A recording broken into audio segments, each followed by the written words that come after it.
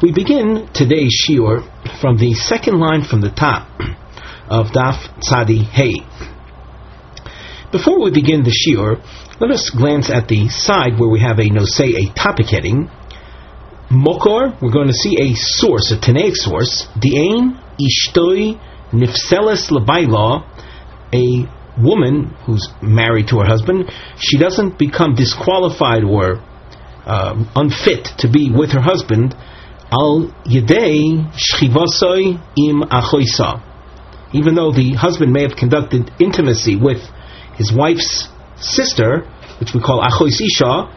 That does not prohibit one's wife from continuing to be married, continuing the marriage with her husband. Now this point is in contrast to a situation where a married woman cohabits with another man. In a case like that, where she cohabits willingly with another man, she becomes forbidden to her husband. So, where it's the wife's sister that cohabits with the husband, the wife does not become usher. Whereas if the wife herself cohabits with another man, so the wife does become usher to her husband.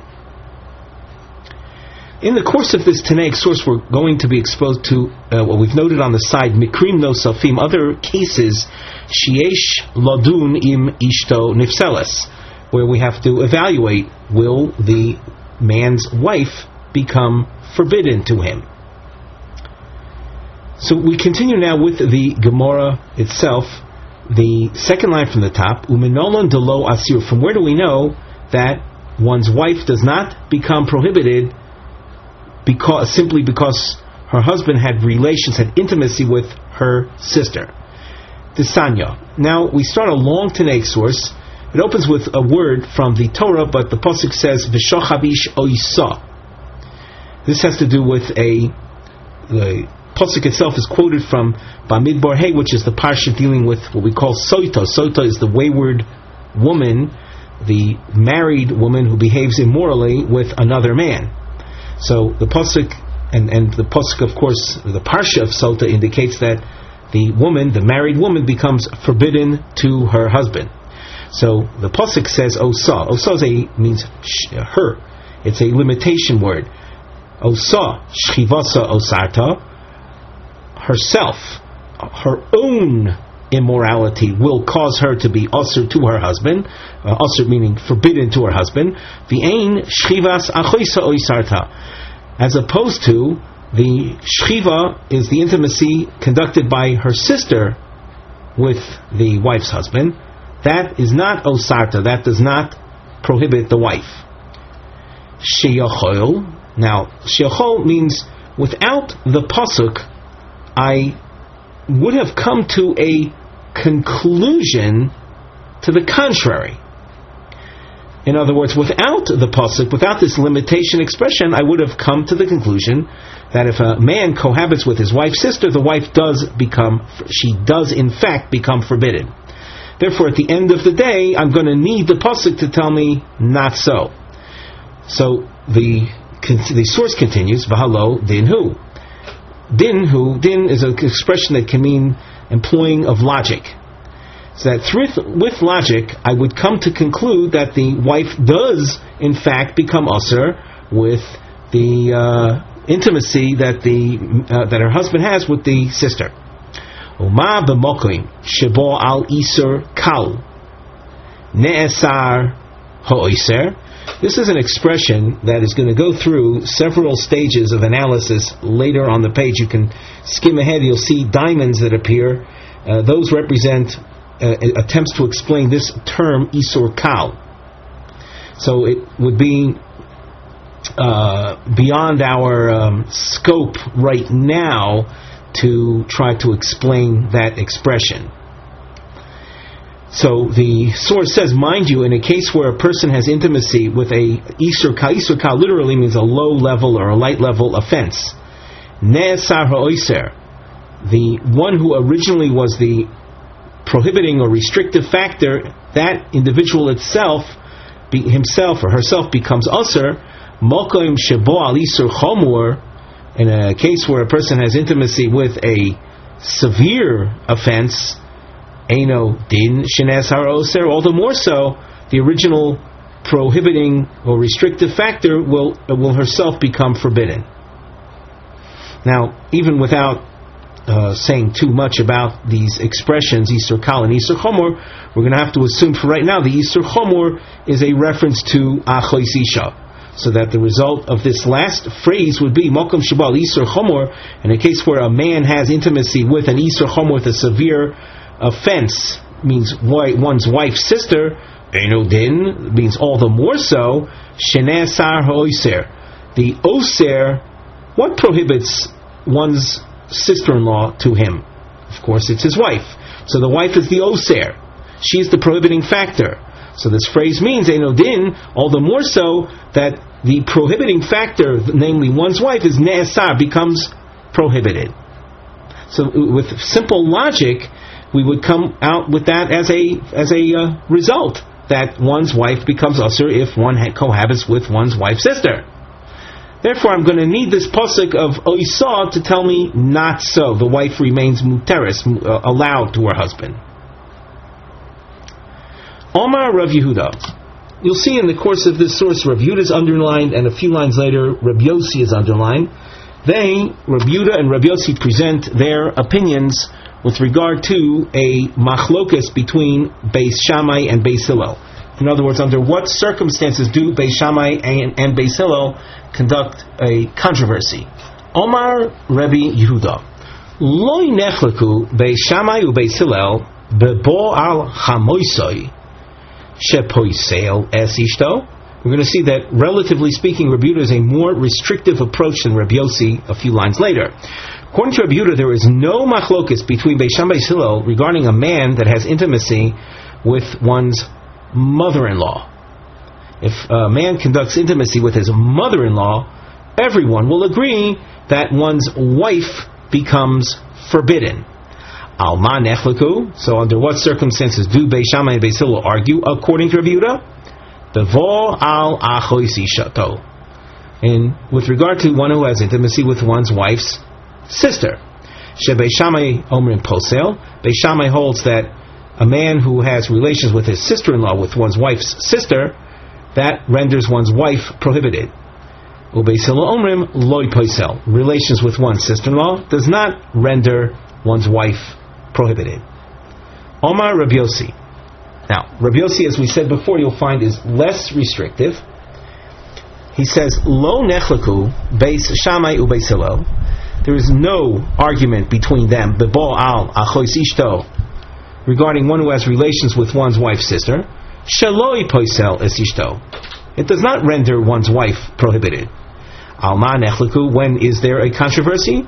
Bebo al chamosa, where one has relations with one's mother-in-law. Shebeis Shammai oimrim poisel, ubeis Hillel oimrim loy poisel. Beis Shammai is restrictive, and Beis Hillel, even in that case, is not restrictive. Now, Rabbi Yossi explains why it is that regarding intimacy with one's sister-in-law, the wife does not become posel. The thing, shebetchila, before any marriage took place, hu muter b'chol hanoshim sheba'olam, a man had available to him all women of the world, naturally all unmarried women could be chosen as his wife, and the lady, the wife to be, before she got married, she had available all men in the world. Kitcha, when a man betroths a woman, hu osra v'hi osarto. Well, he imposes restriction on her, and she, by agreeing to marry him, imposes a restriction on him. Meruba isur sha'asra me'isur sha'asarteu. Greater, however, is the isur, the restrictions that are imposed on the woman, more so than the restrictions that are imposed on him, on the man. Shehu asra b'chol noshim sheba'olam. He prohibits her, prevents her now from agreeing to marry him. She is prevented to marry any other man in the world. All men are restricted. V'hi lo asarteu ela b'krovoseha. And she restricts him only with regard to her relatives. Before their marriage, so the man could have married this lady's sister, could have married this lady's mother if she was a widow. Now he cannot. But he is restricted only with regard to her relatives. Fahaloi dinhu. And now we employ logic. Let's see what will the result of the following logic be. Umahu she'osra b'chol anoshim sheba'olam. Mind you, if the man that restricts her from all men of the world, in other words, the restriction on the woman is very great. Shagiga ba'asula eina ne'aseres b'mutar. If one's wife mistakenly had intimacy with another man, shagiga, unwitting, that does not impose any restriction on him, on the husband. In other words, she does not become usher to him. So once again, the wife who theoretically is the subject of heavy restriction, if she unwittingly has relations with another man after her marriage to him, she does not become usher to her husband. He shelo asarteu ela b'kroveseha, the woman imposes on her husband a very limited type restriction where he's restricted only to her relatives. Shogag be'asurlo, if he unwittingly has intimacy with a woman prohibited to him, for example, her sister. Enodin shelo ne'esar bemutar lo. So all the more so, the man who initially did not have much restriction certainly will not be restricted from that which is mutar to him, namely, he will not be restricted from his wife. V'zeh hadin l'shogeg. This logic is relevant to the realm of shogeg, of unwitting behavior. L'mezid minayin. What about in a case where a person behaves in a willful, premeditated mindset of violation? Namely, man knew that intimacy with one's sister-in-law is prohibited, and he went ahead and did it anyway. How will we know in a case like that? And even in that case, one's wife will remain muteres. Talmud loymar oisa. Hence we need the pasuk that we opened up our source with, the pasuk from Parshas Sota, where we learn oisa shchivasa oisarta. When it comes to a woman, she becomes usher only through her own wayward intimacy, v'ein shchivas achoisa osarta, as opposed to the wayward intimacy conducted by her sister with her brother-in-law. That will not asr, that will not prohibit one from continuing his marriage with the wife. Omar Rabbi Ami, Omar Reish Lakish, my taimo de Rabbi Yehuda. What is the basis for Rabbi Yehuda, who referred to a case of one having intimacy with his mother-in-law, that renders one's wife prohibited? Dichtiv, the pasuk says, Bo'esh yisrafu oso v'eshen. This pasuk is found in Vayikra Perichov pasuk Yudalid. On the side of the Gemara, you will note that we've written the pasuk where it says, "V'ish asher yikach es isha v'yesimo zimohi bo'esh yisrafu oso v'eshen v'lo siazimo b'sochechem." If you translate this pasuk on a very superficial, literal basis, it would read, a man who takes a woman, yikach es isha, means he marries a woman, and her mother. So he's marrying a woman and her mother. That means he would have intimacy with her mother. One cannot marry a woman and the mother-in-law as well. So he's marrying a woman and has intimacy with her mother, namely his mother-in-law. Zimohi, that's an abomination. Bo'esh yisrafu oso v'eshen. Again, translated literally, they will be burnt in the fire. Him and them. Them eshen is in the plural.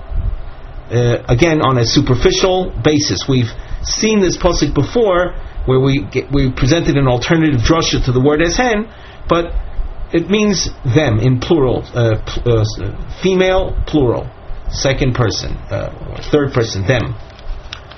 Now, if you look at that literally, we're saying a man got married to a woman. That sounds legitimate. But if the man has intimacy with his mother-in-law, so the wife is going to be burnt also. Can that be? So the Gemara continues, V'chi kol habayis kulo b'sreifa. A man's wife also is going to be burnt. Bayis is a term that you find, literally bayis is one's house, but bayis is also a reference to one's wife. So, does it mean that his wife also is going to be burnt? What did she sin? Im eino inyan l'sreifa, if the pasuk then cannot be taken literally, as referring to the burning of one's wife also along with the man and his mother-in-law, teneu inyan l'sura. So have the pasuk, which indicates violation and punishment, refer rather to prohibition, that one's wife becomes asura, she becomes forbidden. So that, according to Rabbi Yehuda, he sees in this pasuk a reference to a man who has intimacy with one's mother-in-law, that results in the prohibition of his own wife to him. Omar Rabbi Yehuda, Omar Shmuel, ein halacha ka Rabbi Yehuda. Shmuel paskins that the halacha will not follow Rabbi Yehuda, who had said that one who has intimacy with one's mother-in-law, that prohibits his wife. Hahu da'avad isur b'chamasei. A story happened where a man had intimacy with his mother-in-law.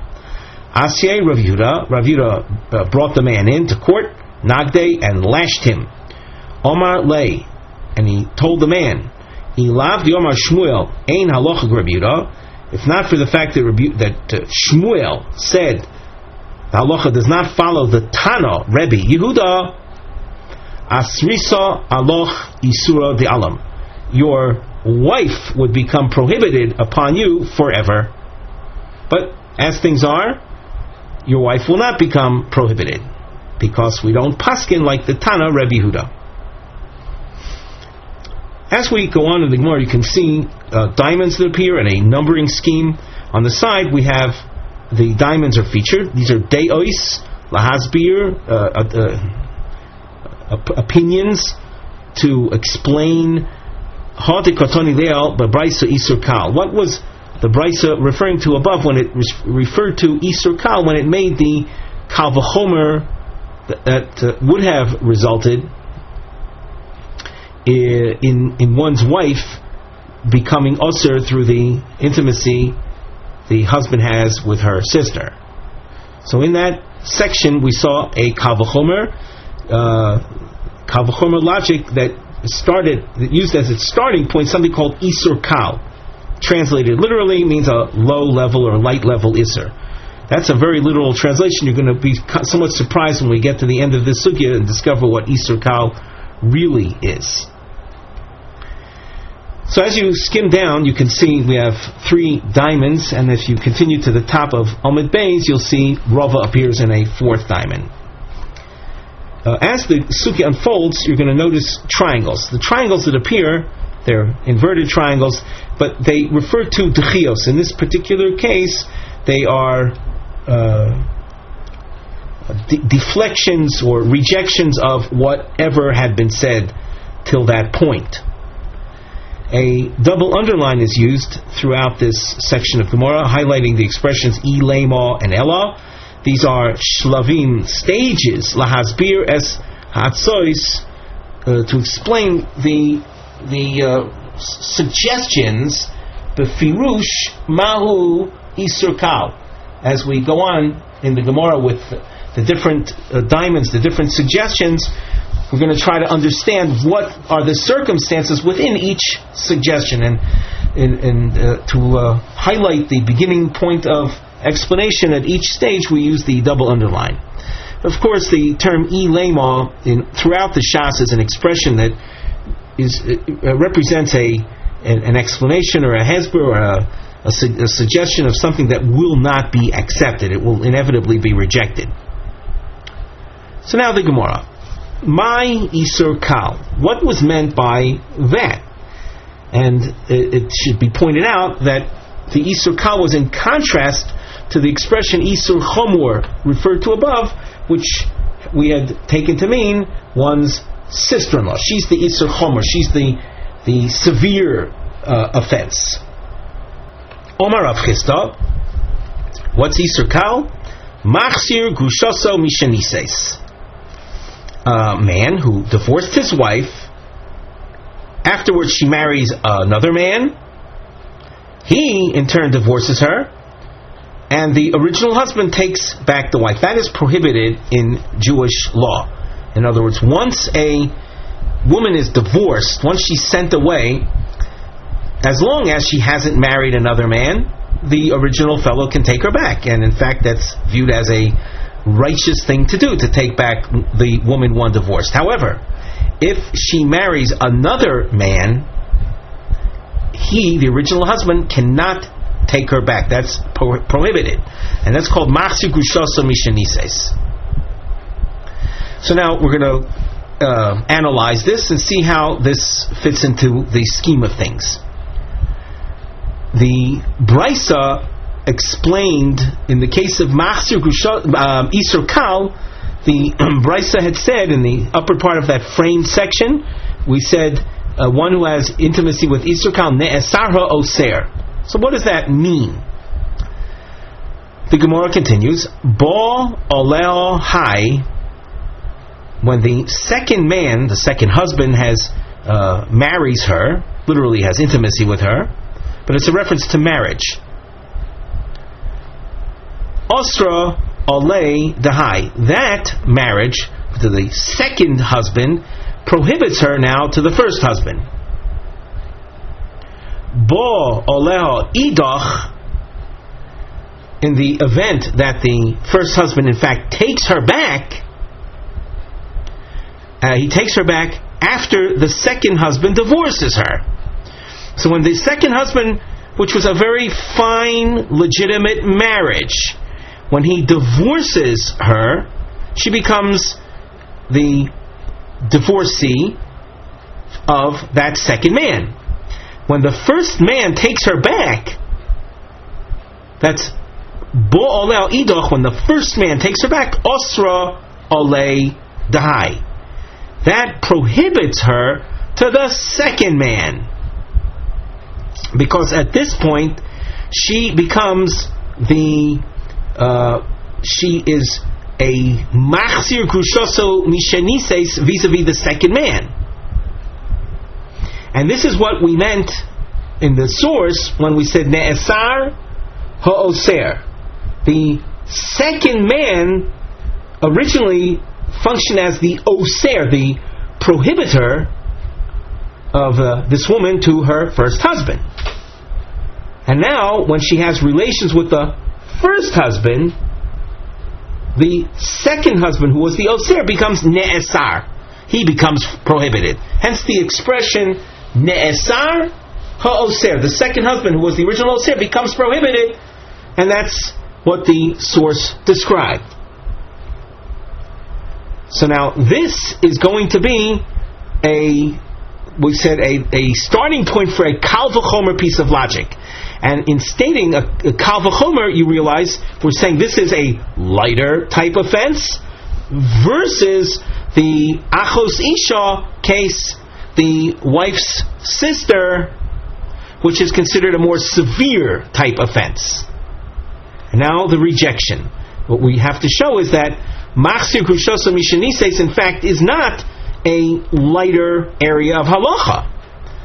Again, in contrast to, or in comparison to, the Achos Isha case, sister-in-law story.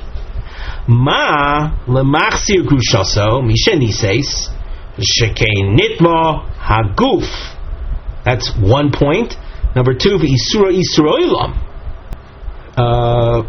Machzir Grushaso Mishanises, in fact, is not a lighter type offense that would enable us to make a kal v'chomer as we did before, because Machzir Grushaso Mishanises has 2 points of stringency that you do not find by the machzir by the achos isha. What are the 2 points of stringency? The first point is said nitmo haguf.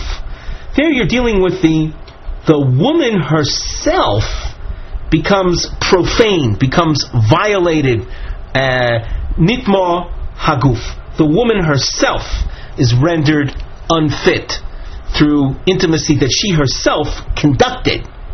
In fact, the pasuk that you find in Dvorim, Perek Chof Dalid, pasuk Dalid, uses the term tuma.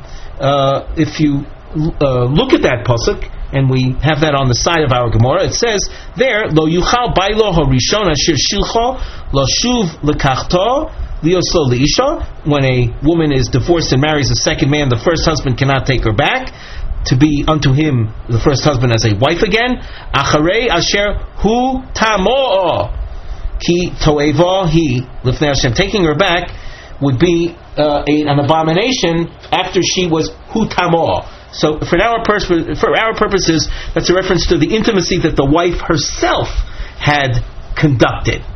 So that's one aspect of the machzir grushosa mishenises, making it more severe over the case of achos isha, where in that case the wife herself wasn't violated. The husband had relations with her sister. And a second point of contrast, the isur olam means that when the man divorces his wife and she subsequently marries another man, that wife becomes usher to the first man forever, regardless of whatever happens, let's say, to that second husband. If he dies, doesn't matter. In contrast to the prohibition of one's sister-in-law, that's a prohibition only as long as one's wife is alive. But when one's wife dies, one is allowed to marry her sister. So you see that the case of achos isha cannot be described relative to machzir grushosa mishenises as an isur chomor. Hence, the kal v'chomer that the source tried to make before cannot use as its starting point machzir grushosa mishenises on the grounds that it is an isur kal. Elo omar reish lakish Yevamos. What's isur kal? The case of Yevamos. Well, that's not very clear. Well, we know what a Yevamos is. A Yevamos is a widow of one's deceased brother who left no children. So, what's the isur kal that is relevant to the case of Yevamos? Yevamos leman. The sister-in-law, with whom did she have relations in a prohibited fashion that she's being described as an isur kal?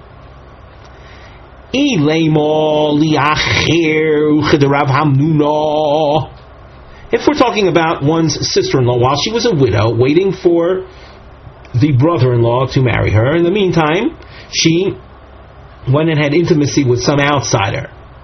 And that's considered an isur based on Rav Hamnuna's teaching. Diyom Rav Hamnuna, Shomeres Yavam Shezinso Asura Liyavoma.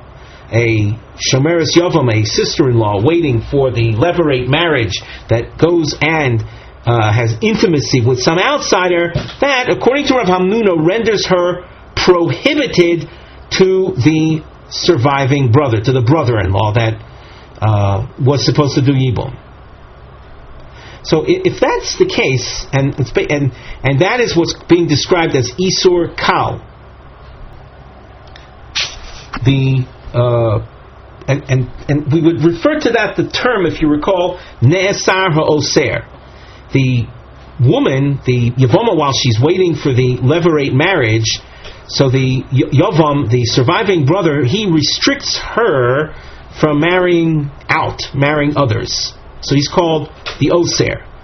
And according to Rav Hamnuna, if she behaves in a harlot fashion, conducting znus with an outsider, that renders her in turn forbidden on the brother, on the surviving brother. So the surviving brother was the Osir, is now Ne'esar. And the Yevamos is described as an Isur Kal. The Gemara says, but you can't do that. You can't describe the Yevama as an Isur Kal. Ma'ali Yevama, she's not a light level Isur relative to Achosisha, to the case of sister-in-law. Ma'ali Yevama, she came Nitmo Haguf, the Isura Beroiv. She herself, the woman in question herself, has become defiled through her intimacy to the outsider. Not so in the case of one's wife, where the husband had relations with her sister. The one's wife didn't become Tmeah. She didn't become defiled. And another element of severity in the case of Yevama is she is asura to most people. She's also to everybody except to the brother-in-law, to her brother-in-law. In other words, to the surviving brother of the man who left no children. She's also to all other men. Not so Achosisha, one's wife's sister, assuming she's unmarried. She's not also to other men. Ella, so what's the case of Yevama that would have been the Isur Kal referred to above in the source?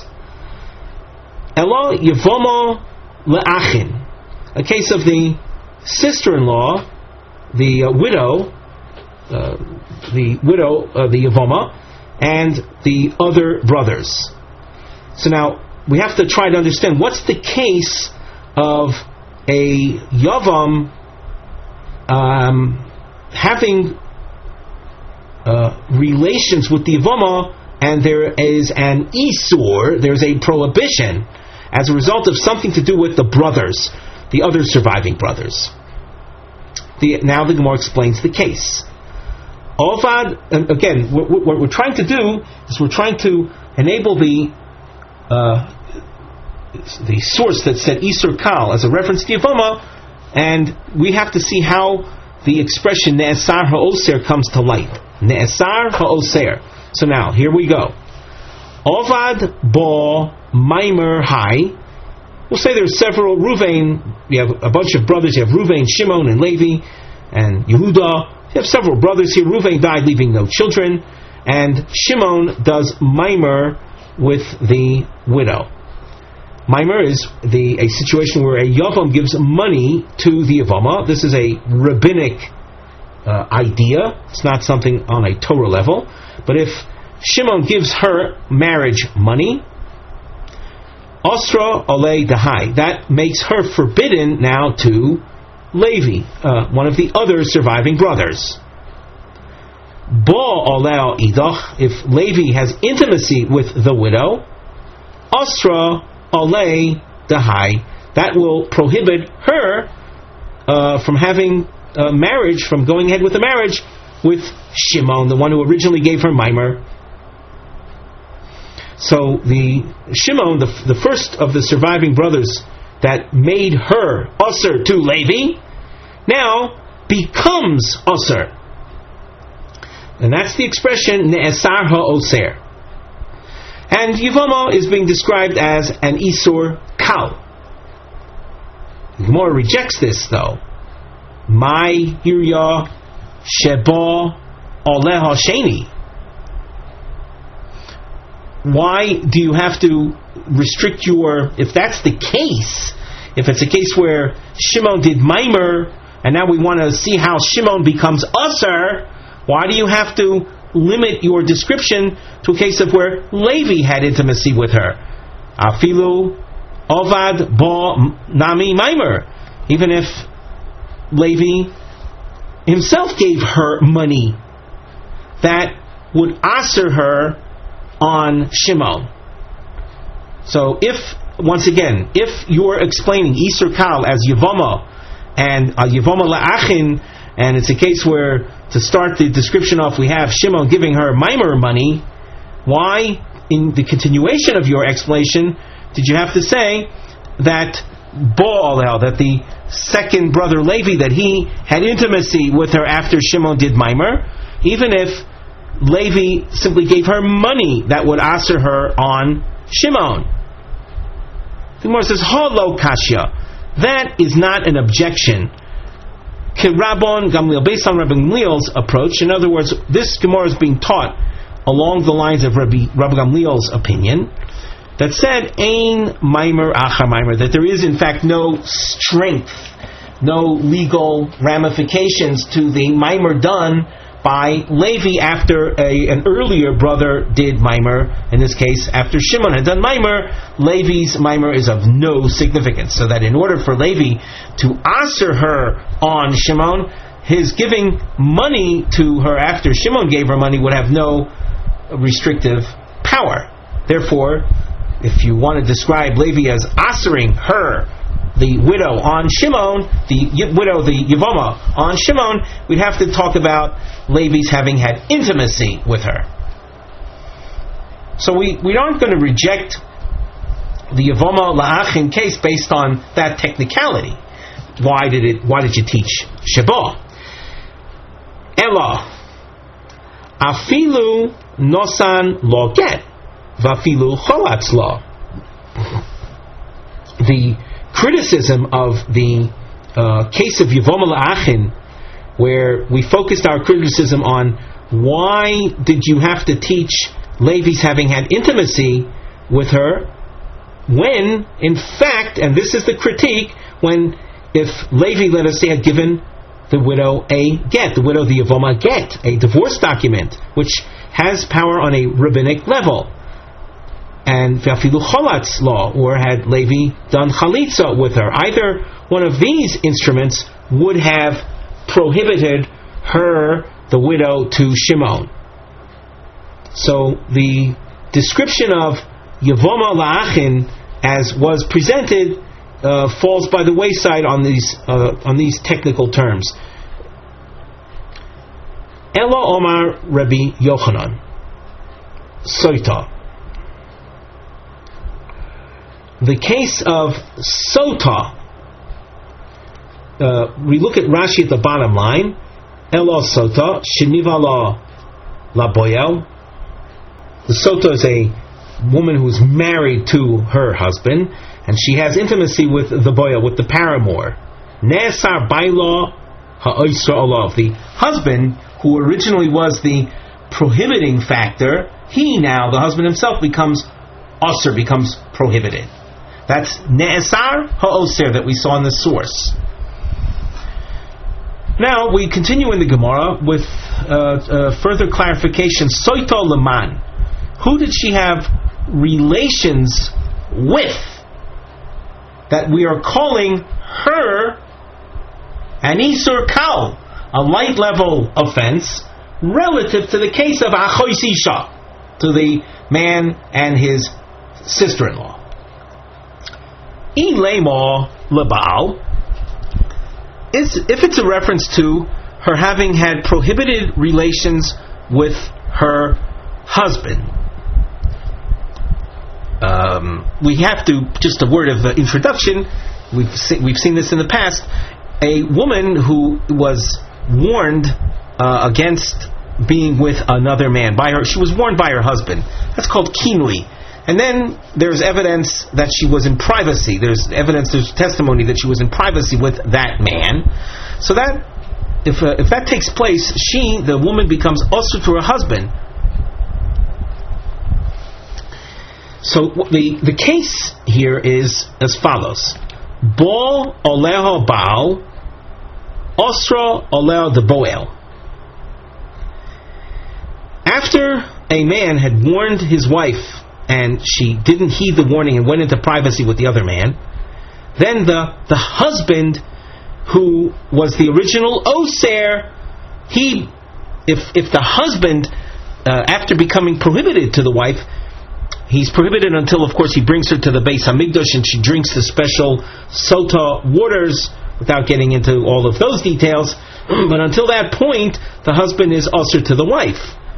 So if the husband has relations with the wife after he had warned her, so that will now usher her on the boyel, on the paramour. the Gemara asks if that's the case of Ne'asar ha'oser,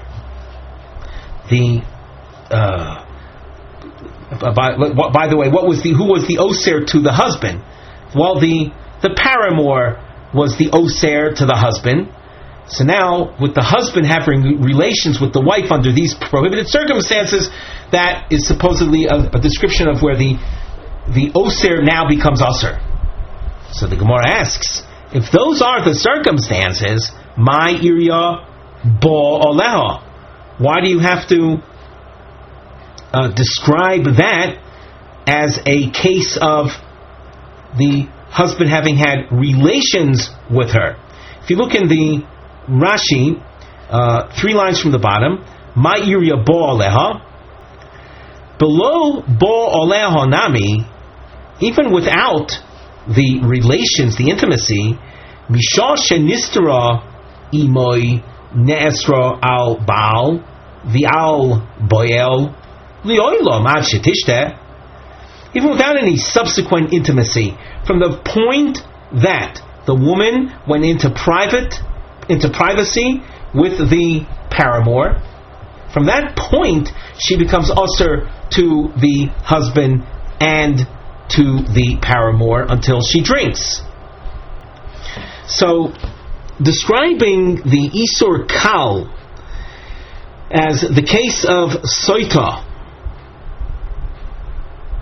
and saying that she had relations with her husband, that now makes her usher to the paramour, you don't need that. By the simple fact that she went into privacy with the paramour, she becomes usher to both the husband and that man.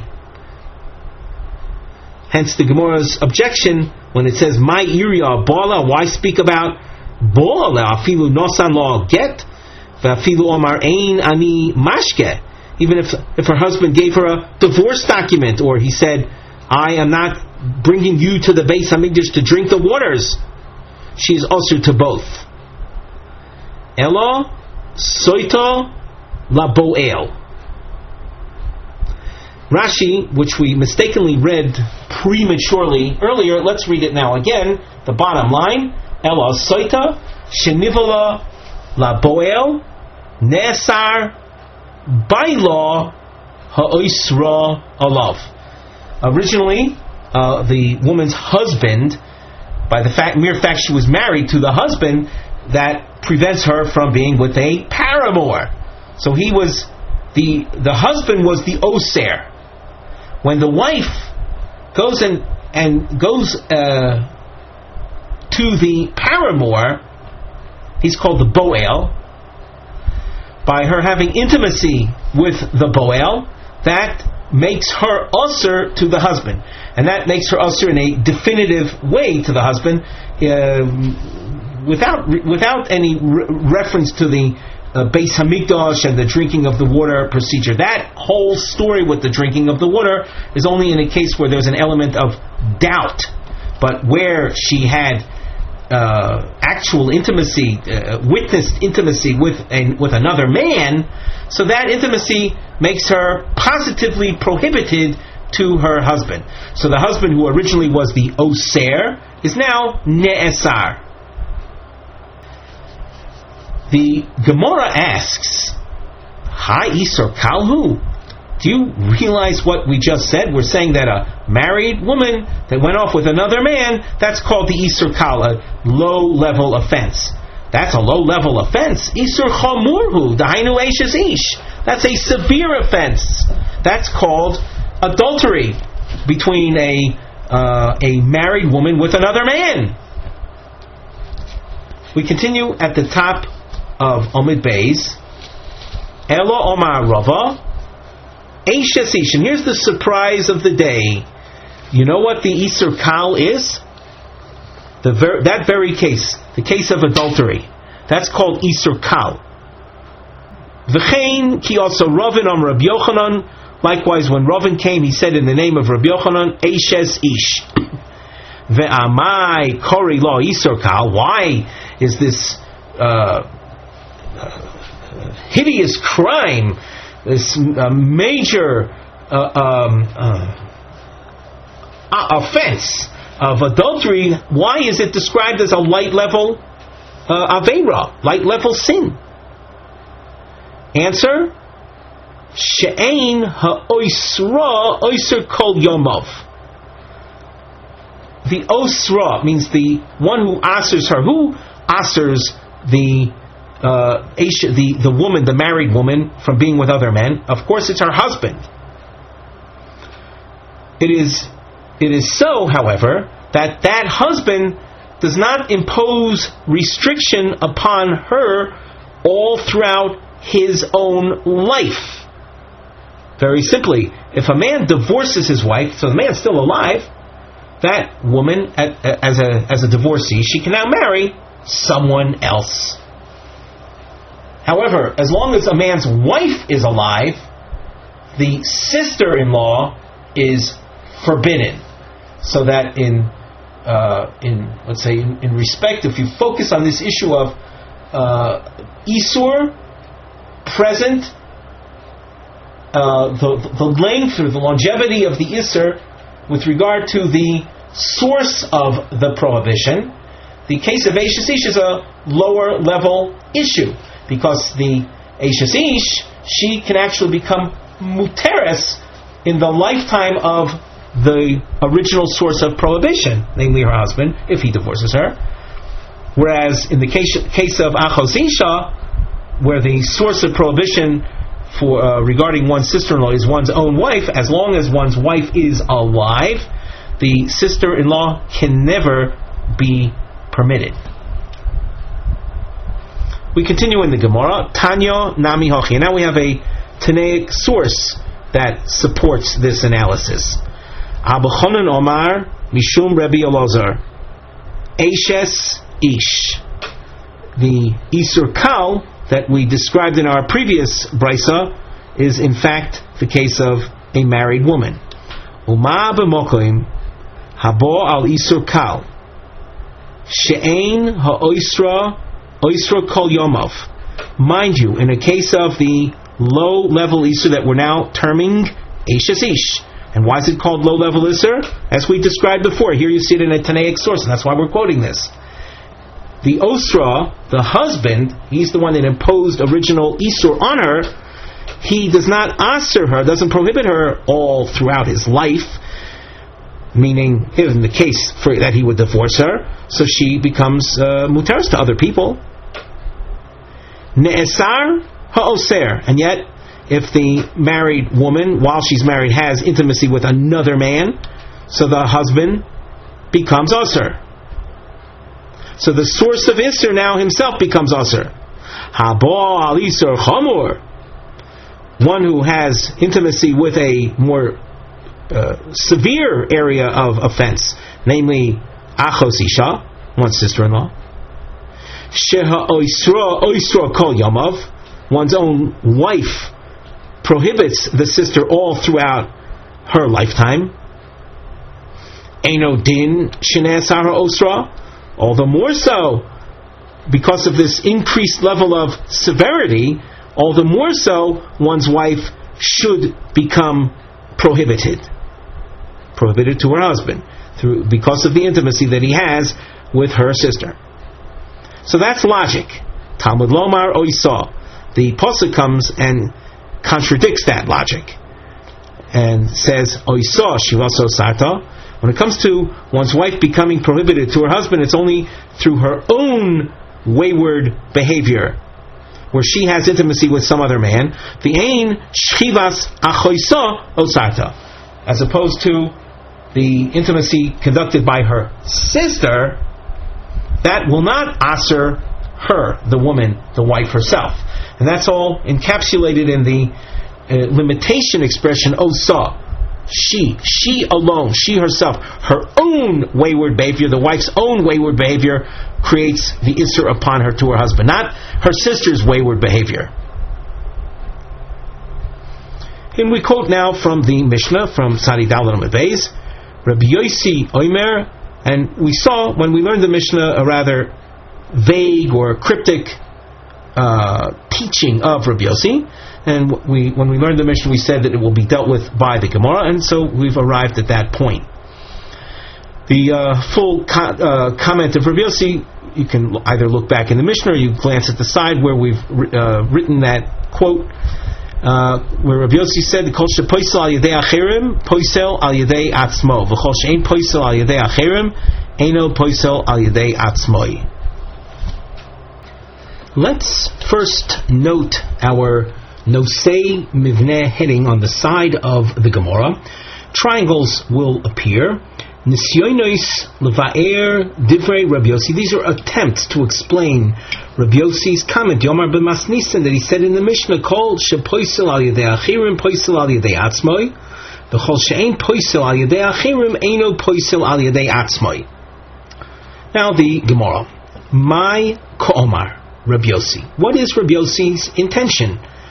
Ilema de ko'omar tanakama. If you think that Rabbi Yossi is reacting to the Tanakama, to the earlier opinion, who said, "The ozal ishto v'giso l'mdiyasayam," a man's wife and a man's brother-in-law went abroad, and the fellow heard that his wife and that his brother-in-law died. And then the man had relations with his wife's sister, who he assumed to be a widow now. And then they come back. Eishes giso asira, the sister-in-law is going to be osir to her husband. The ishto sharia, and the man's own wife is muteres. And in reaction to that the Tanakama said, the correlate Rabbi Yossi, and Rabbi Yossi said, Ki heichi de ishto sharia, eshes giso nami sharia. Just like one's own wife is allowed, one's sister-in-law is allowed to her husband, to his brother-in-law.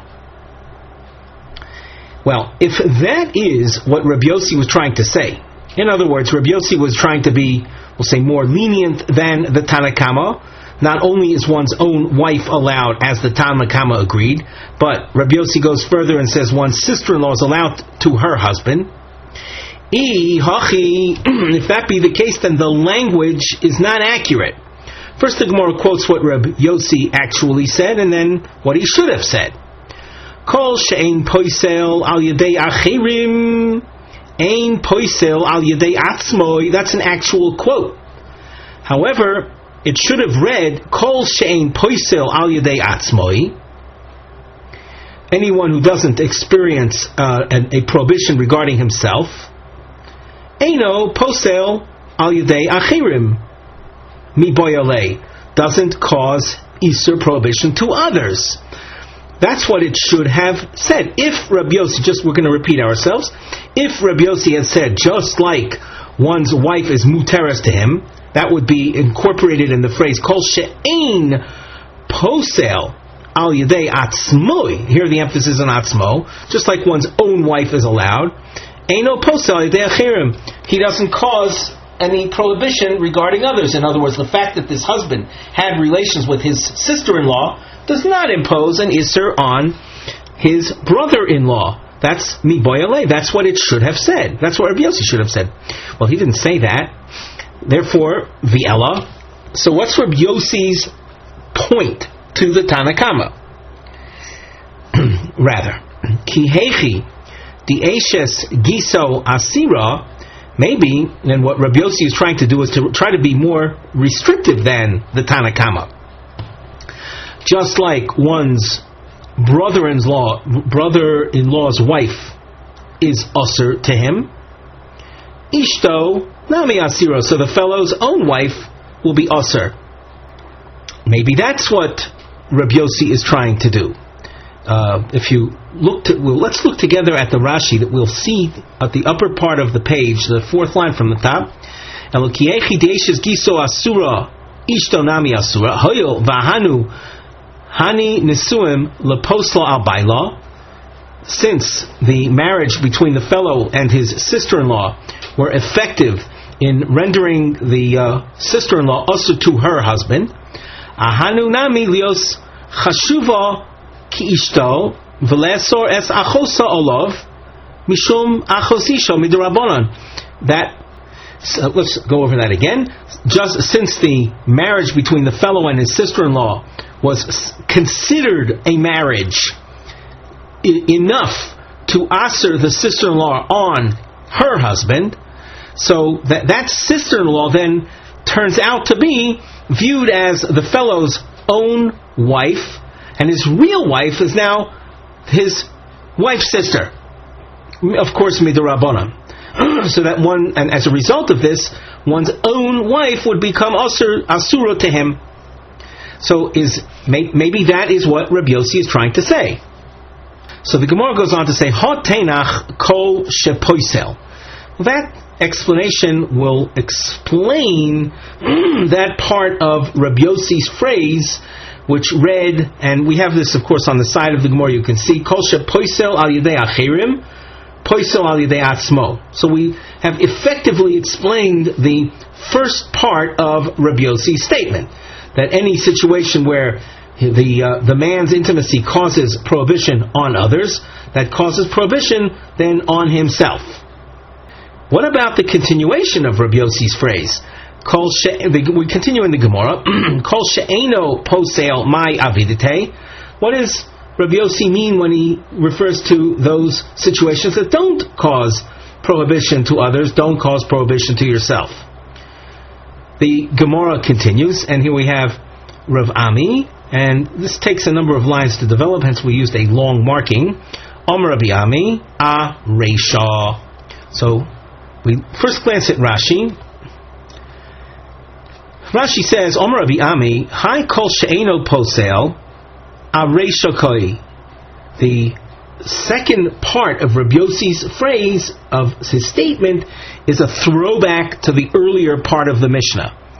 The Iri, where the Mishnah was speaking, Bi'enoi poisel al yedei acherim, where no restriction takes place with regard to others. The Iri Liel, the Mishnah at that earlier point had been speaking Benises alpi edim. The Tanakama had spoken about a man who, let's say a woman, that is, a woman who got word that her husband was dead through the testimony of two witnesses. And then the husband came back. Is that woman muteris to her husband? So we say yes. We say teitsei, she has to leave the new man to whom she married. V'hi muteris l'bailim, she's muteris to her husband. The Kotani Seifa, and it said in the Seifa, V'achar kach bosa ishto muteris lachzor lo. In the case where in the Seifa we saw a man's wife went abroad and he thought that she was dead, and in the meantime the man had intimacy with her sister. When the real wife comes back, the Mishnah said, the husband is mutter to his wife. Lo yishno alpi edim she'omru lo meso ishtacha. No difference, no distinction is made whether it's a case of two witnesses that said originally your wife had died, ulachos ishto omru meis balech, and to the sister-in-law information was given to her that her husband had died. The eshes giso shario lachsul bal. In that case, so the sister-in-law is allowed to go back to her husband, his fellow's brother-in-law, because her whole marriage was based on the testimony of two witnesses, and there's no stronger permitting factor than the testimony of two witnesses, and they relied on that. So that, as far as the Tanakama is concerned, one's own wife is muteris, whether the original death information was through two witnesses, lo yishna pi eid echad, nor are we going to distinguish that from the case of where the information came based on the testimony of one witness, and under those circumstances, the Eishes Giso Asura, the sister-in-law who agreed to marry this fellow, her brother-in-law, based on the testimony of one witness, and then the husband comes back, that results in her, the sister-in-law, becoming usher to her husband. Under all circumstances, though, according to the Tana Kama, Ishto Sharia, one's own wife, who did nothing wrong, of course, she went abroad, one's own wife will be muteres to her husband. That's as far as the Tana Kama, and unto that Rabbi Yossi will be reacting. So now we should point out, by the way, that as far as the kol shepoisel phrase of Rabbi Yossi, that we already explained. What we have to do, as we said before, we have to explain the kol she'eno posel, and that's what we go on now in the Gemara text. And the triangle around Rav Ami is our beginning point. Omer Rav Ami, a Reisha. The Reisha had said, the Reisha means the early part of the Mishnah had said the following: Nisei Salpi Bezdin, a woman who received word that her husband died, and she married a new man based on the court permission because of the testimony of a singular witness. Teitzei uftura min hakorban. She is exempt, and she leaves her second husband and is exempt from a sacrifice. In the past, we've said that that's because she was relying on the court testimony. However, al pi edim teitzei, if she married a second man based on the testimony of two witnesses, she also has to leave the new husband.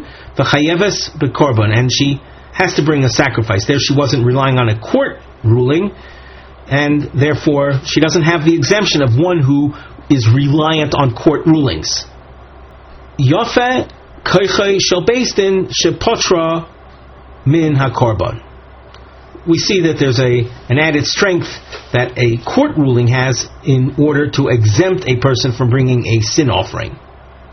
So that's what the Tana Kama had said. V'ka'omar Tana Kama. And the Tana Kama, regarding the case of a man's own wife who went abroad with the brother-in-law, word got to the fellow who remained home that his wife and his brother-in-law died, and he then had intimacy with his sister-in-law. And the Tana Kama says, Lo shno al pi edim, the Eishes Giso Sharia, if the original word of the individual's death was through two witnesses, and when they come back, so the sister-in-law can go back to her husband, V'lo shno al pi bezdin, or if the original information was based on a singular witness, the Eishes Giso Asira, there one's sister-in-law, having relied on a singular witness, and then her husband comes back, we know she's also to her husband. The Ka'omar lei Rabbi Yossi, and we have to add though before we go on that under either under either circumstance, whether it's the Shnei Eidim or it's the singular witness, one's own wife is muteres. Just needless to say, she hadn't done anything wrong whatsoever. The Ka'omar lei Rabbi Yossi, and Rabbi Yossi in his statement in the Mishnah was a reaction to the Tana Kama as follows: Al pi bezdin, where the information had been received because of the testimony of one witness. In this situation, I disagree with you, the Tana Kama. Al pi bezdin de poisel al yedei achim, where we saw that the sister-in-law became usher to the husband upon his return. Poisel al yedei atzma, one's own wife will become usher to him, to the fellow that remained behind. Al pi edim, in the case where the original information of death came through two witnesses, the eino posel al yedei achirim, where the sister-in-law is not rendered unfit to her husband, eino posel al yedei atzma. There I will agree with you, the Tana Kama, that the man's own wife is not prohibited to him.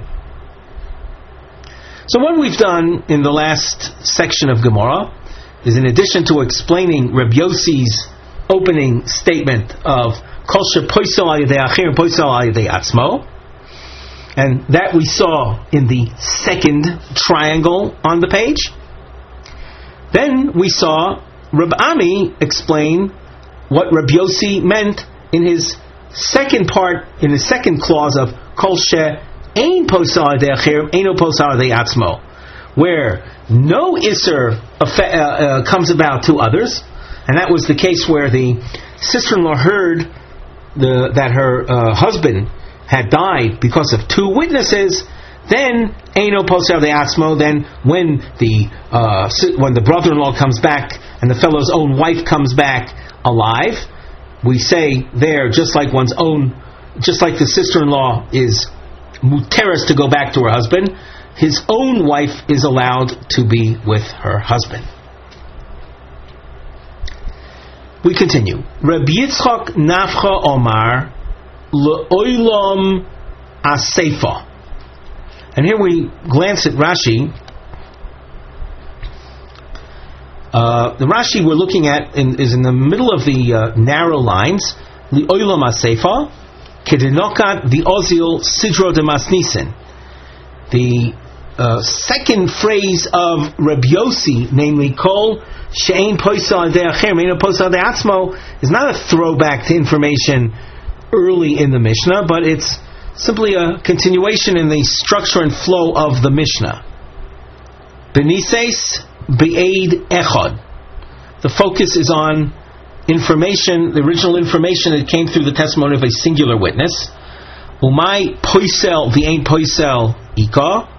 And so Rashi goes on to, let's say, introduce the Gemara. It'll be to our benefit to go through the Rashi before learning the Gemara.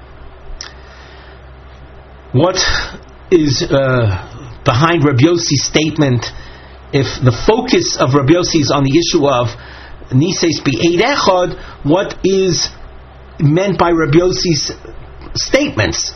Kol she'posel de'echem posel de'atzmo, and Kol she'ein posel de'echem eino posel de'atzmo. So now Rashi goes on. Chada the ozil ishto v'gisel netzayam.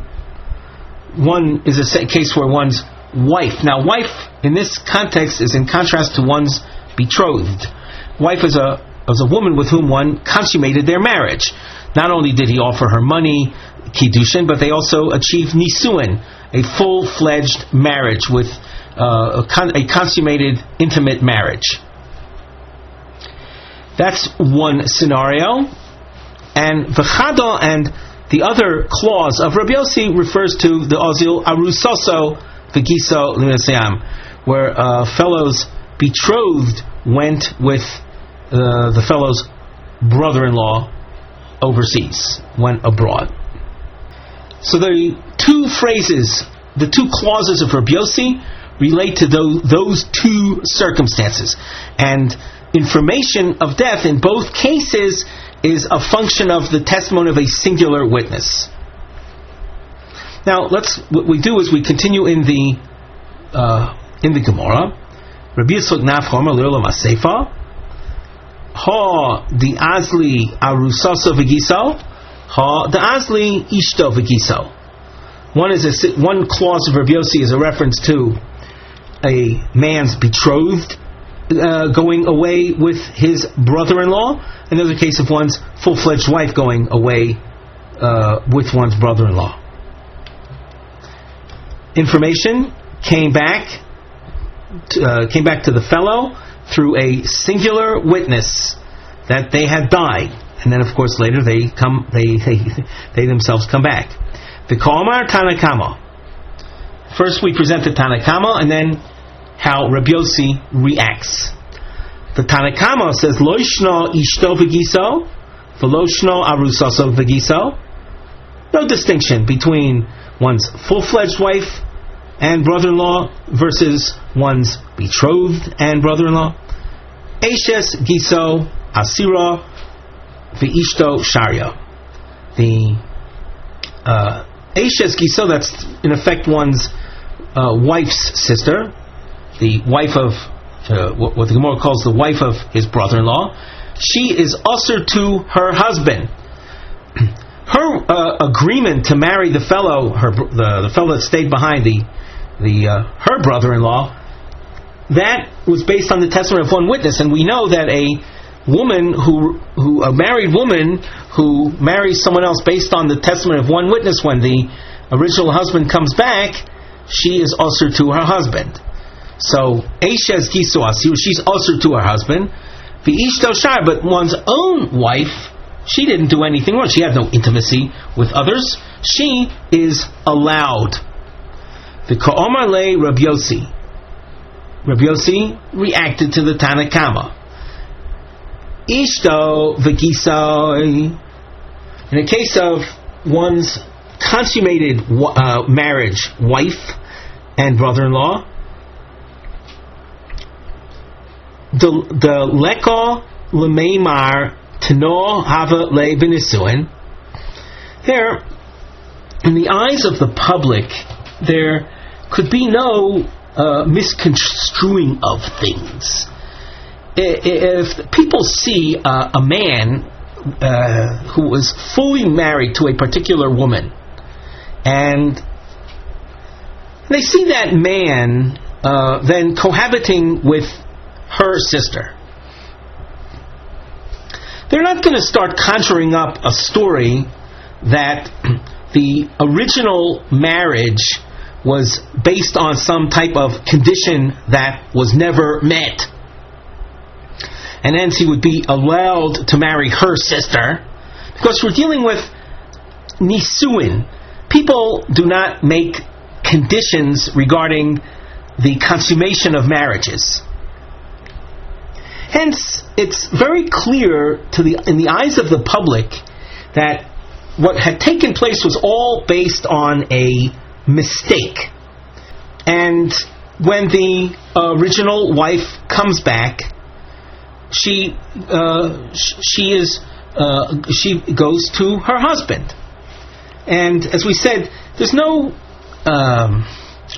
mistake. Now, what would the mistake be in the eyes of the public? Let's say there had been a condition, and this you can see shortly in the Gemara, in a case of a betrothal, where the betrothal, after the money was given to a woman in marriage, conditionally, and the condition was never met. Well, she would be entitled to marry a second man, because the original marriage conditions were never met.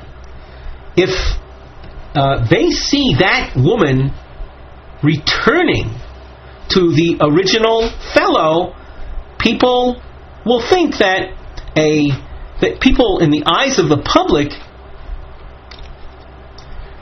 people will think that a woman is going back to a man that she shouldn't be going to.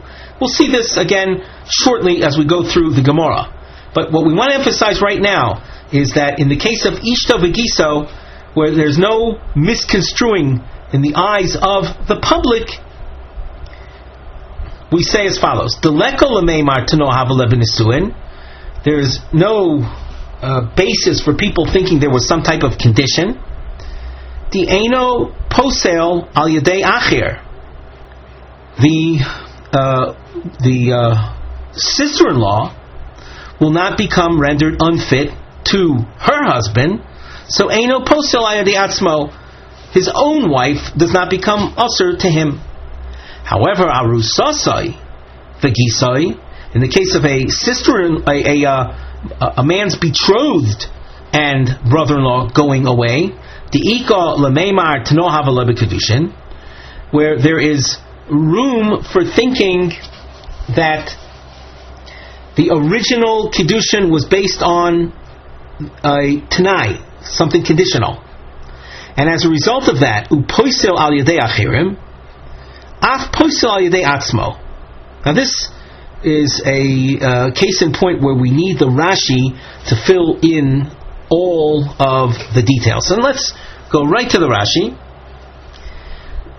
V'ka'omer lei Rabbi Yossi, ishtoi deleko lemeimar teno hava lei lahai beishto rishona.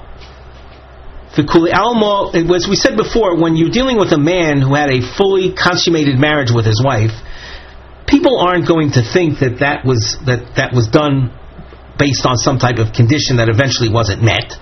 V'kuli alma yadi, everyone knows the nisui shniya toisein. The marriage with the sister-in-law was a mere mistake. V'lo osi lemeimar. People aren't going to come to think the following. Girsha baila, the brother-in-law had divorced his wife. V'nosa zeh, and then the fellow who remained behind, the brother-in-law that remained behind, married her. Taha afilu girsha baila asura lahai.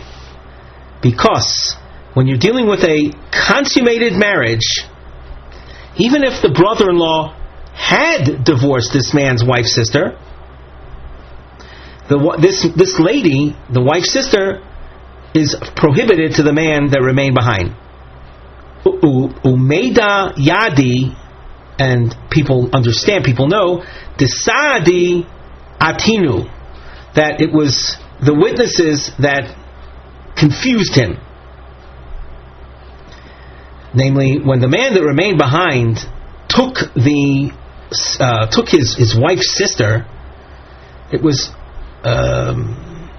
based on pure mistake. And since those were the circumstances, Eino posel al yedei giso, the sister-in-law does not become prohibited to her husband. Kishar isho hanises bi'eid echad. In contrast, or unlike other women that marry based on the testimony of a singular witness, and the husband comes back. To Hossam, who, in a case of other women that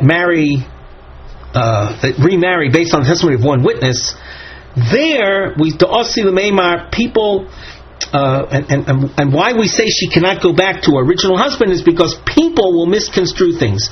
To Lememar, people will think Giresh Zeh, that the original husband had divorced her and she married a second man, and if she goes back to her first husband, it's in the eyes of the public a case of Machsir Kushosa Mishinises.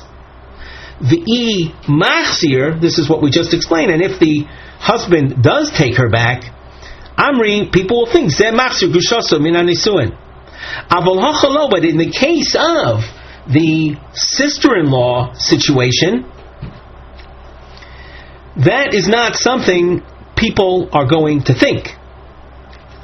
Hilkoch ein poisel nami al yedei atzmoi. In other words, that whole scenario of people thinking that she was divorced, that the sister-in-law was divorced by her husband, and the fellow that remained behind as a result of that then married her, he wouldn't do that, because that's called achos krushaso. She is the sister. She is the sister of his wife. That let me just restate that achos isha remains prohibited even though she might have been divorced from her husband, so that the fellow that stayed behind wouldn't marry her other than if it was pure mistake. So that this idea of Giresh Zeh V'Nosa Zeh and the Machsi Gushoso Min Asuin scenario arising wouldn't even begin, and therefore she is allowed to go back to her husband, and therefore one's own wife is mutter to him. However, where the original marriage was not one of a consummation but of a simple betrothal,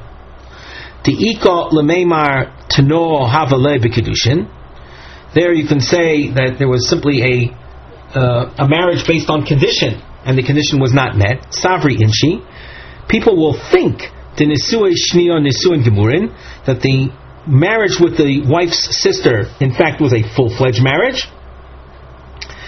The Amri, and people will think Girsha by law, V'Nosazeh, the brother-in-law had divorced her, and the fellow that remained behind married her, and that marriage in the eyes of the public would have been legitimate. And if you'll think, well, how could he marry the sister-in-law? Isn't she also because of being a wife's sister? No. The first marriage was conditional. And those conditions were never met. And if that sister-in-law then goes back to her husband, people will think that it's allowed for a man to take back his wife after she was married to someone else. Therefore, in a case like that, where you're dealing with not a nisuin but only a kedushin, and his marriage to the sister-in-law in effect will render her unfit to her husband, as we just explained. And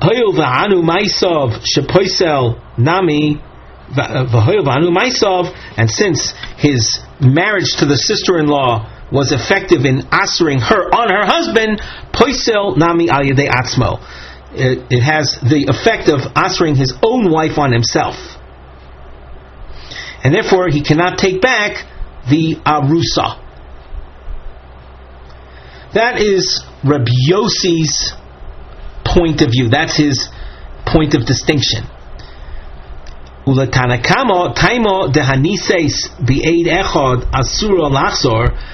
to the Tanakama, the situation of a woman who married based on the testimony of one witness, and we say that she's not allowed to go back to her husband, lav nishum, in the eyes of the Tanakama, it's not because of shemo yomru zeh machzik ushos mishinises, because of that consideration of creating of some of the public being misconstrued, or a mistaken impression being created in the eyes of the public. Elo mishum de kansur alporan, mishum de lo daiko shapir. It's a fine levied against the woman herself, because she didn't check out the situation clearly enough to establish her husband's death. Hilkoch kol man de nosva, anyone who marries her or whom she marries, pasal law al kamo, will render her unfit to the first husband. Let us now turn back to the Gemara. Omar Rav Yehuda, Omar Shmuel, halacha k'Rabbi Yossi. We glance at the Rashi. Halacha k'Rabbi Yossi. Rashi on where we left off before, the fourth wide line. Kasalka daitach akula milsid Rabbi Yossi koi Shmuel. The thinking right now is that Shmuel is paskening with Rabbi Yossi lock, stock, and barrel. The Omar dahai de mitzura isha hanises be'ed echad. Rabbi Yossi, who we just learned, had indicated that a woman becomes usher to her husband in a case of her marriage to a second man as a result of the testimony of a singular witness, is, according to Rabbi Yossi, it was mishum shema yomru gireish zeh v'nosa zeh v'umachsiu grushasa mishanises. The woman who had why we're not going to allow her to go back to her original husband is, as we've said already a few times, because in the eyes of the public, people will think that her first husband divorced her, she married a second man, and she's going back to the first husband after being married to someone else in the interim. That is forbidden. And wherever one can imagine a case like that, the woman becomes also to her husband. Vafilu he achois arusaso shel sheni, even if she happens to be the sister of the betrothed one. Hoyil v'iko lemeimar tno hava le bekamaisa.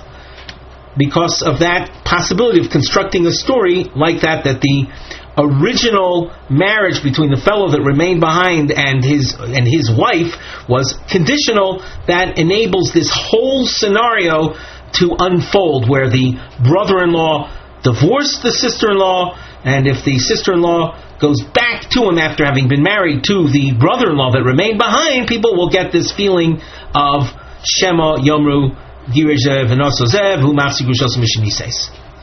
So now that is that's part of what Rabbi Yossi had said, and the thinking right now is that Shmuel is accepting that. Well, we now have a question. You'll notice there's a question that lasts a number of lines. And as far as the topic heading for this section of Gemara, we've indicated under the nosei levayer, to explain Hod Yomar Shmuel Halach Rabbi Yossi. What did Shmuel mean when he said the halacha follows Rabbi Yossi?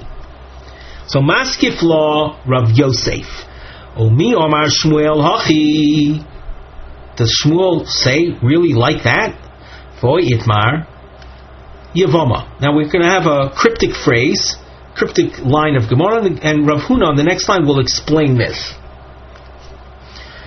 Regarding Yevamos, Rav Omar Harei hi ke'eshes ish, u'Shmuel Omar eino ke'eshes ish. According to Rav, she is like a married woman, and according to Shmuel, not so. The Omar Rav Huna, and now Rav Huna explains what was eshes ish that Rav made reference to. Kagain, you have a man, shekidesh ochiv eso isha, man's brother betrothed a woman. V'holach lo nisayam, and that brother went abroad. V'shama, and the fellow that remained behind, the man that remained behind, heard shemeis ochiv, heard that his brother died. V'yomad v'nosa is ishto, and he went ahead and married the widow.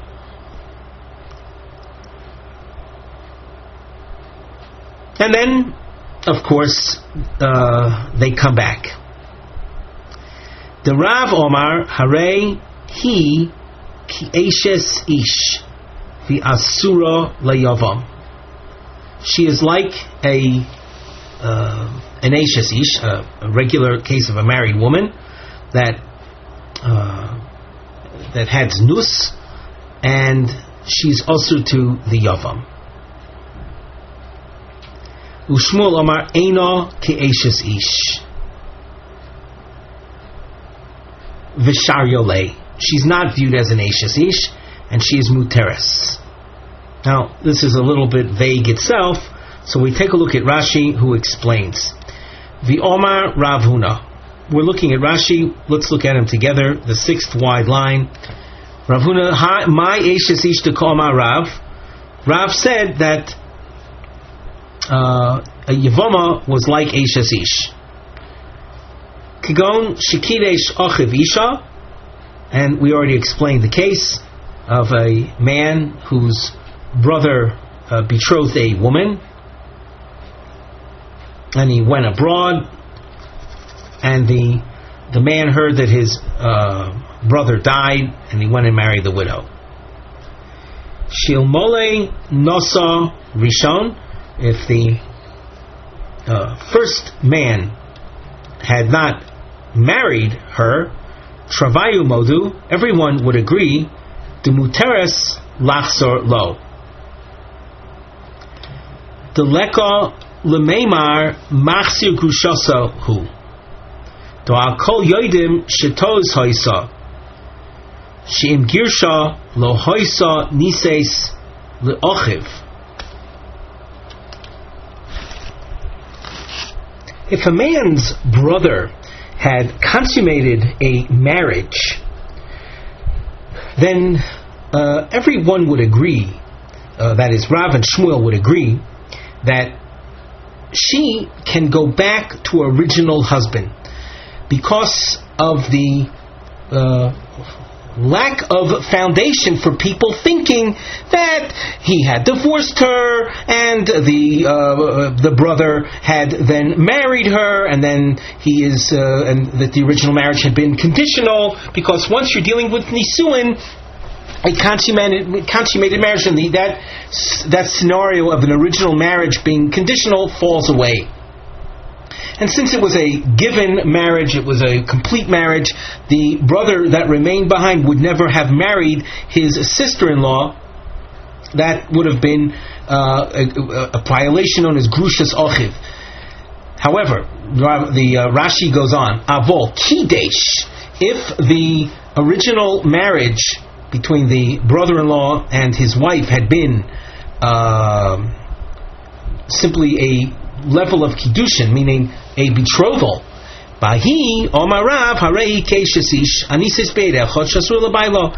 that case, when news came in that the Oros died, and she went ahead and married his brother, and then the Oros comes back, people will get that whole feeling that the brother that went abroad really divorced her, and her return to him would be a machzir grushaso mishinise's problem. V'zu nami asura l'rishon shu achshov yevama. In that case, Rav says that the woman, is also to go back to her original husband, who right now is in effect the Yevama. How is that? The Amri Inshi, Harishon Tanoha Bekidushin. People will think that the first fellow had a conditional betrothal, Veloniskayim, and since the original conditions weren't met, she was mutter to his brother, and the Achshav, and with her leaving, V'achshav Yoitza Misheni V'nosa Rishon, and with with her departure from the second man, and are going back to the first husband, which we described him, his being called the Yevama, V'nimtza Noseyas Eishes Achiv, and it then comes out that he's marrying his brother's wife illegally. Now, Shmuel in the Gemara had said, Shmuel Omar Eino Keishes Ish. Rashi continues, Shmuel Omar Eino Keishes Ish V'Shario L'Rishon. The Lo Amri Tano Hafe.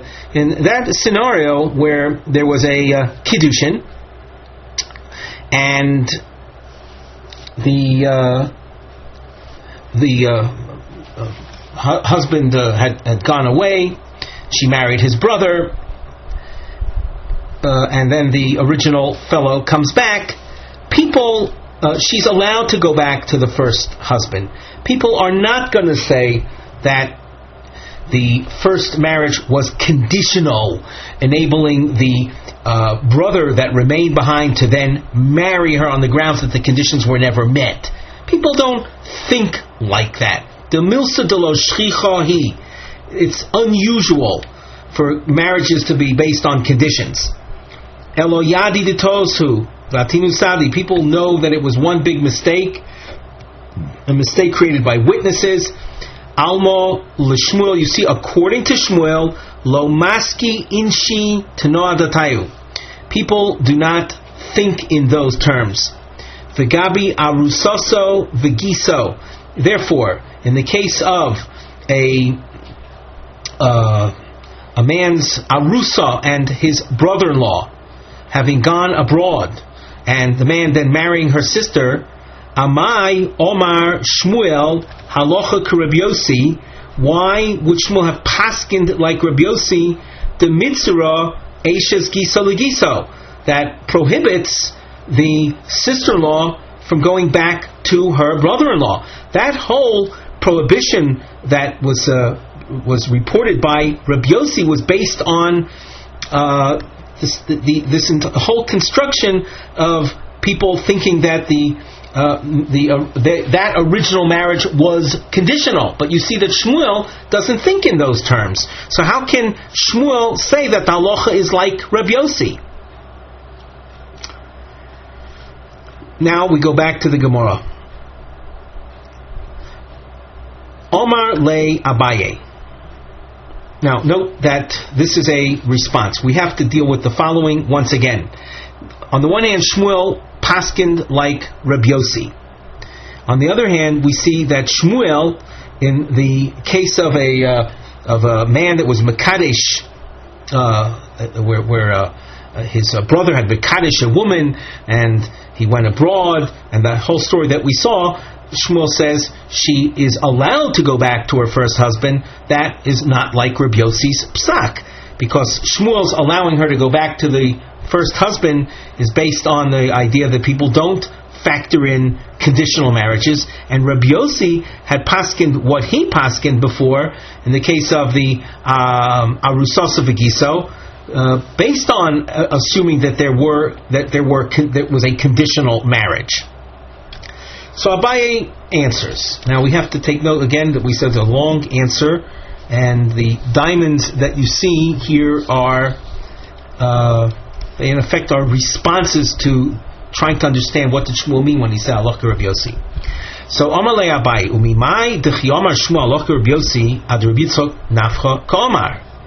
When Shmuel paskin like Rav Yossi, who says that he is a comment based on Rav Yitzchok Nafcha's interpretation of Rav Yossi. Dilmo Ad Rabbi Ami Ka'omar. It may very well be that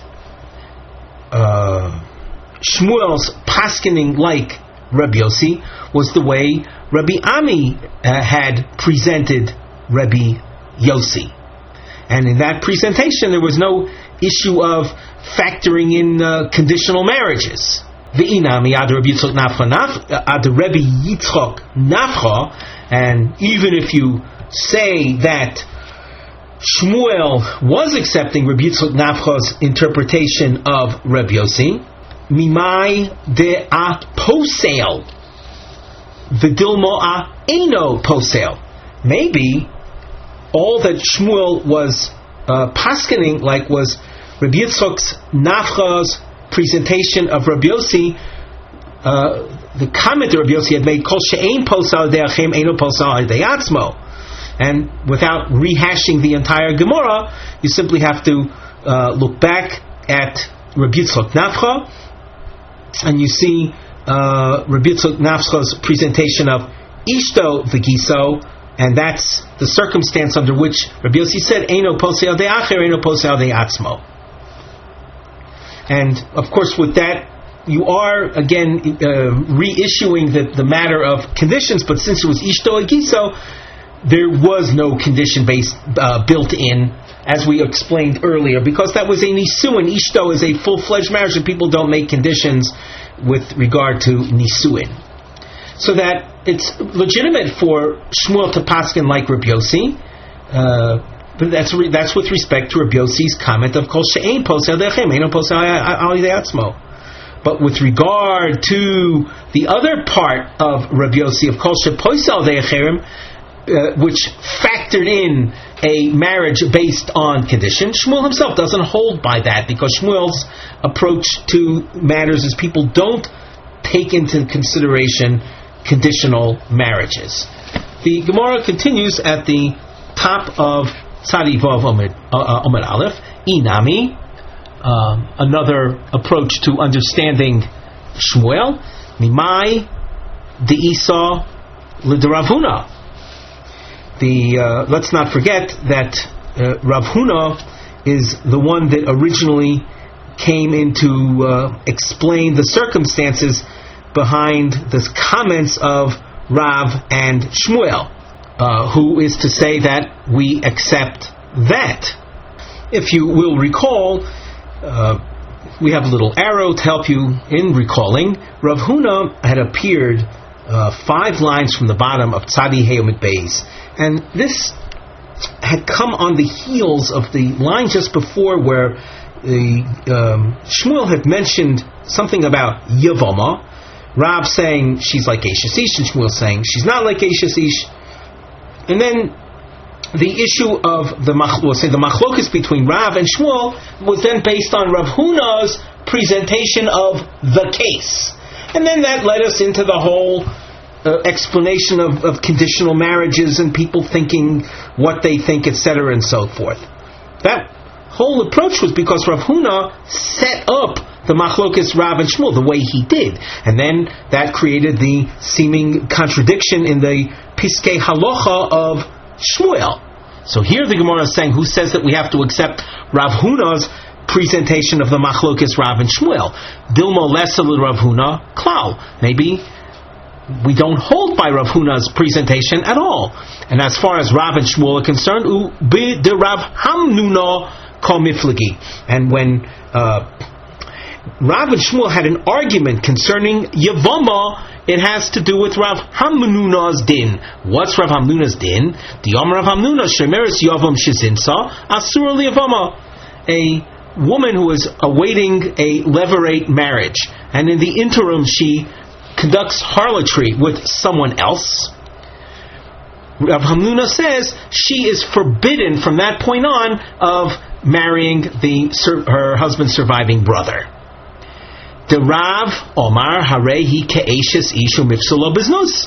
Rav accepts Rav Hamnuna's approach and says that a Yevama waiting for her brother-in-law is viewed as if she were married to him, and if she conducts harlotry, she is forbidden to him, to the Yavam. Ushmuel Omar Eino Ke'eshes Ish V'lo Mifsalo Biznus. Shmuel says that a Yevama, while awaiting the Yavam, is not considered married to him. And if she conducts harlotry on the side before their marriage, she does not become rendered unfit to the Yavam. So that the Machlokes Rav and Shmuel has nothing to do with the issue that Rabbi Yossi had addressed before. So Shmuel can paskin like Rabbi Yossi before, making a distinction between Ishto V'Giso versus Arusaso V'Giso. And as far as the Machlokes Rav and Shmuel concerning Yevama, it has to do with Rav Hamnuna's din. A fourth approach, V'Inami, another explanation, is B'Kiddushin Toivsin B'Yevama Kamiflagi. Does Kiddushin, okay, you have a Yevama. A Yevama is a woman who is awaiting a levirate marriage. Some outsider comes and offers her money in marriage. Does that take hold? She's waiting for marriage with a Yavam. Some outsider offers her money in marriage. Does that take hold? The Rav Omar Harehi Ke'eshes Ish V'lo Tafsi Bo Kiddushin. Some outsider who offers a Yevama money in marriage, it doesn't take hold. It's like offering a woman married to some other man, going up to a married woman and trying to marry her. It doesn't take hold. Ushmuel Omar Eino Ke'eshes Ish. And Shmuel said that the Yevama is not like Eshes Ish V'tafsi Bo Kiddushin. And money by an outsider offered to her while she's waiting for the Yavam, that does take hold. Question, but Rav and Shmuel have already argued about that in this very parak. And Rashi makes reference to that point. So the Gemara answers, it's not as if they are repeating themselves. Chado michlal dechaver te'itmar. The machlokes was stated once, and the second point was simply a derivative of that which was originally stated.